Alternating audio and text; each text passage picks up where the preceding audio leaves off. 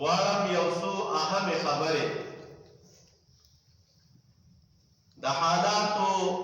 مطابق او موږ او تاسو د یو مسلمان په حیثیت په دې جامعه کې یو خپل شرعي مسؤلیت او حقیقي مسلمان او حقیقي اسلام څه شی دی د هغې اړوند ستاسو درانه حضور ته وړاندې کړم. دوستانو، دین اسلام الله تعالی موږ او تاسو ته یو جامع دین را لېږلی. د انسان د دنیا او د آخرت د دواړو ګټه او د دواړو کامیابی دا په دین اسلام کې پرته ده. دغه اسلام محمد عربي صلی الله علیه وسلم خپلو صحابه کرامو ته بیا د هغې په واسطه موږ او تاسو ته په مختلفو وختونو کې په مختلفو اندازونو باندې تشریح کړی چې دین د څه شي نه عبارت دی. انسان باید سره کم عقیده ولري، سره کم نظر او فکر ولري. حقیقي مسلمان چاته ویلی کیږي؟ د رسول الله صلی الله علیه وسلم ژوند مبارک که وګورو په مختلفو لمحاتو کې دین اسلام موږ او تاسو ته په آسانه انداز تشریح کړی دی. چونکې د رسول الله صلی الله علیه وسلم د تعلیم او د هغه مبارک د تربیت مختلف اندازونه چې د مبارک خپل صحابه کرام په څه طریقه روزلي، نو د هر وخت او د هر مجلس د هرې ناستې د رسول الله صلی الله علیه وسلم بیل بیل انداز و. د تربیت او د روزنې مختلفې طریقې وي. کله به صحابه کرام راغلل، د رسول الله صلی الله علیه وسلم نه به سوال وکړ، ملګري به نور ناستو یو به تپوس وکړ، د دې ناستو خلکو هغه مشکل به حل شو، خبره به ټولو واورېدله. کله به چا سوال نه و کړی، ملګري به راغون شول، نبی علیہ السلام به خپله دوی ته د دین اسلام احکام واضح کول، د هغې هغه تسلي به وشو ورباندې. کله به د بانډو نه عربیان او بانډچیان راغلل، هغې به د رسول الله صلی الله علیه وسلم نه پوښتنې وکړې، د دې ناست مجلس هغه مشکلات به رفع شول ورباندې. صحابه کرام چونکې نهایت مؤدبه خلک وه، ډېرې پوښتنې د نبي علیه السلام نه نه کولې، د ادب تقاضام دا وه. خو باوجود د هغې روایاتو کې راځي، دوی مبارکان وایي هغه وخت کې به موږ ډېر خوشحاله وو چې کله به د بانډې نه یو هوښیار بانډچي د نبي علیه السلام مجلس ته راغی. د اطرافو د بانډو خلک چونکې ډېره ناسته د نبي علیه السلام سره نه وه او د ډېر آدابو نه خبر هم نه و، نو هغې سره به نبي علیه السلام ډېر تساهل او اسانتیا کوله. نو دې مبارکان وایي چې کله به د بانډې نه یو هوښیار بانډچي راغی، وایي موږ به ډېر خوشحاله وو. ولې؟ هغې به د نبي علیه السلام نه مختلفې پوښتنې وکړلې، موږ به ناست وو، هغه سوالات به مو واورېدل، د نبي علیه السلام جوابات به مو واورېدل، زموږ په علم کې به اضافه راغلله. یو د هغې طرقو د تعلیم د رسول الله صلی الله علیه وسلم نه هغه دا و. حدیث مبارک کې راځي، د محدثینو ترمنځ دا حدیث مبارک مختلف نومونه لري.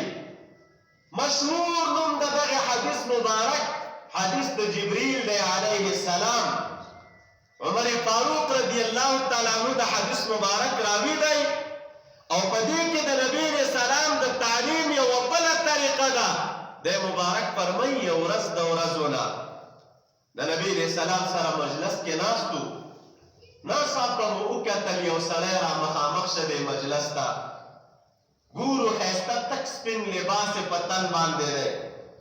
ښایسته تکې تورې زلفې لري، د سفر آثار ورباندې نه ښکارېږي چې ګنې دې سړي به سفر کړی وي. او راغی رسول الله صلی الله علیه وسلم ته مخامخ کېناسته، دا خپل زنګونونه یې د نبي علیہ السلام د زنګونو مبارکو سره ولګول او رسول الله صلی الله علیه وسلم ته فرمایي یا محمد اخبرني عن الايمان. یا روایت کې راځي نبی علیہ السلام ته فرمایي یا محمد من ایمان. رسول الله صلی الله علیه وسلم ته وایي اے محمد صلی الله علیه وسلم من ایمان، ایمان څه شی دی؟ ایمان چاته وایي؟ صحابه کرام ناست، سائل سوال وکړه نبی علیہ السلام ته وایي ایمان چاته وایي؟ مبارک جواب ورکړي ورته الایمان ان تؤمن بالله. ایمان دې ته وایي چې ته په الله تعالی یقین او باور ولرې، د هغه په ملایکو یقین او باور ولرې، د هغه په کتابونو یقین او باور ولرې، د هغه په رسولانو او استادو یقین او باور ولرې، په ورځ د آخرت یقین او باور ولرې، په اندازې د خیر او د شر یقین او باور ولرې. دا کوم آمنت بالله چې موږ او تاسو وایو آمنت بالله وملائکته وکتبه ورسله، نو د دې مفهوم همدغه شی جوړیږي چې په الله تعالی ایمان ولري د دې حیثیت نه چې هغه مې رب دی، تنها دی، شریک ورسره نشته، دنیا ته رسولان را لیږلي، اندازه د خیر او د شر تقدیر د هغه کار دی، دنیا ته کتابونه را لیږلي،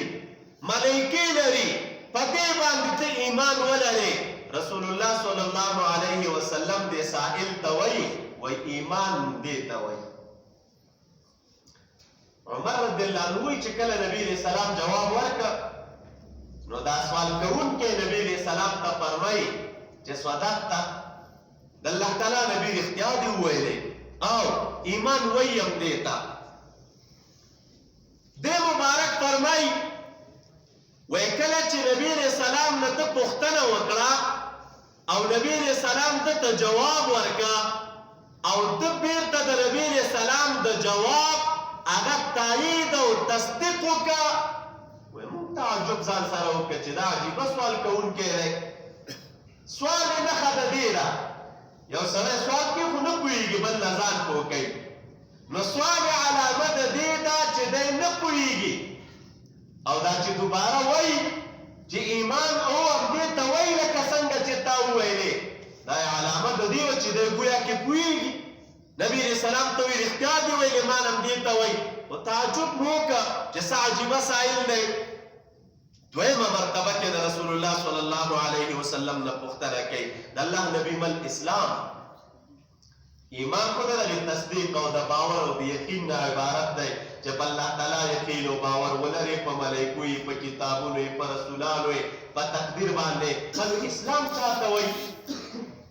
رسول الله صلی الله علیه وسلم سعید ته جواب ورکوي وایي اسلام دې ته وایي شهادت ان لا اله الا الله.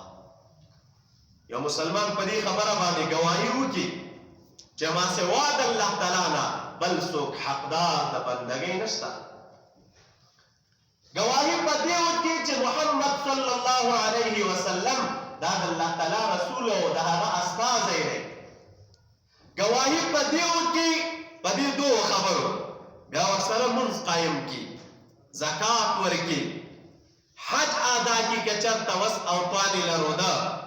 یو روایت کې راځي جهاد فی سبیل الله وکړي، دغې شي ته اسلام ویلی کېږي. د دې خبرو دا پنځه بناګانې د اسلام چې موږ او تاسې ورته پنځبېنی اسلام وایو، همدا یې ورته ذکر کړي چې اسلام د همدې نه عبارت دی. شهادت کلمه ووایي، په الله تعالی ګواهي وکړي چې او دا مو رب دی، نبي علیه السلام مو پیغمبر دی، منځ قایم کړي، روژه ونیسئ، زکات ورکړي، حج ادا کړي، دې شي ته اسلام ویلی کېږي. دا سائل رسول الله صلی الله علیه وسلم ته بیا وایي صدقته، رښتیا دی ویل او اسلام هم دې ته وایي دا څنګه جواب چې تاسو راکړه عمر رضی الله عنه وایي بیا مو تعجب وکړه څه عجیبه سوال کوونکی دی سوال هم کوي او د نبي علیه السلام بیرته تصدیق هم کوي چې اسلام دې ته ویلی کېږي وی درېمه مرتبه کې نبي علیه السلام نه پوښتنه کوي یا رسول الله ما الاحسان احسان چاته وایي رسول الله صلی الله علیه وسلم ورته جواب ورکوي احسان دې ته ویلی کېږي ان تعبد الله کانک تراه د عبادت ته رب کریم وکړي په داسې انداز کې چې ګویا کې ته الله تعالی وینې و بیا ورته وایي فإن لم تكن تراه فإنه يراك اسلام دې ته وایي چې خو عبادت داسې انداز کې وکړي چې ګویا کې ته الله تعالی وینې او کچری ته نه چې الله تعالی لره وینې نو زه عبادت خو داسې انداز کې وکړم چې زه ما خو خدای تعالی ویني که نه یا خو په داسې انداز کې عبادت وکړه چې زه رب کریم وینم او که دا نه وي نو داسې انداز کې عبادت خو وکړه چې ما لره خو رب کریم ویني دا جواب یې ورکړه ورته دې ته احسان ویلی کېږي دا عبادت داسې انداز کې لکه ګویا کې زه رب کریم وینم او که چېرته زه یې نه وینم نو ما خو ویني داسې باید حضور او اخلاص ستا په دې عبادت کې برابر وي دې ته اخلاص او احسان وایي مبارک په څلورمه مرتبه ترې پوښتنه کوي متى الساعه یا رسول الله قیامت به کله وي نبی علیہ السلام جواب ورکوي ورته فرمایي ورته ما المسؤول عنها باعلم من السائل وایي دا د چا نه چې سوال شوی د قیامت په باره کې هغه ډېر عالم د سوال کوونکي نه دی علماء شارحین د حدیثو د دغې جملې مختلف مقاصد بیانوي ولیکن رجع دې ته کېږي علما لیکي نبي علیه السلام ورته وایي لکه څنګه چې تا ته د قیامت د قیام علم نشته همدغسې ما ته هم نشته د قیامت د قیام علم دا د هغو غیبو نه ده چې علم د دې مختص دی تر الله تعالی پورې بل چاته دا علم نه دی ورکړی چې قیامت به کله قایمېږي ورته وایي د قیامت د علاماتو نه به دې خبر کړم چې د قیامت علائم څه شي